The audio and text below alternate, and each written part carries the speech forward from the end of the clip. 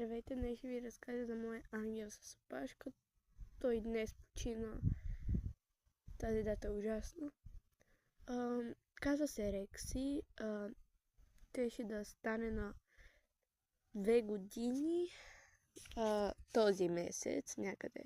Не, извинете, покрай Георгиов ден ще да стане на 3 години.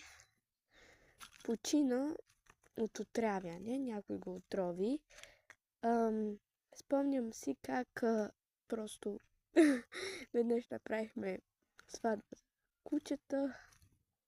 Да, сватба за кучета. Толкова смешно звучи. Организирахме я. Беше забавно. Повечето хора, приятели мои, още не знаят, че Рекси вече не е сред живите. Поне се отърват мъките.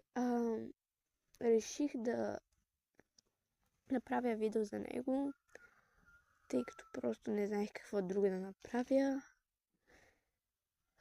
Толкова много ми липсва. Планирах толкова неща с него. Но вече го няма.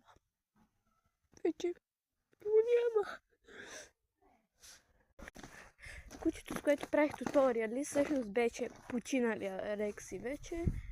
Не мога. До вчера беше жизнерадостен, тичаше си, гонеше си котките. Само къде повръщаше, просто не беше добре. Но беше малко по-радостен. Имах капка надежда, че може би ще оцелее. Но, за жалост, не успя. Просто не успя да го премине. Не мога.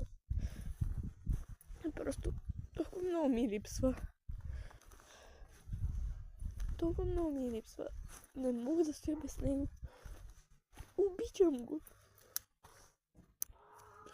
Надявам се някой ден да се върне при мен по някаква друга форма. Да, вярвам в прераждането. Това беше от мен. Хора. Чао. И оставете лайк за Рекси, ако може. Ако ли пък не искате, не оставете. Довиждане. Приятен ден.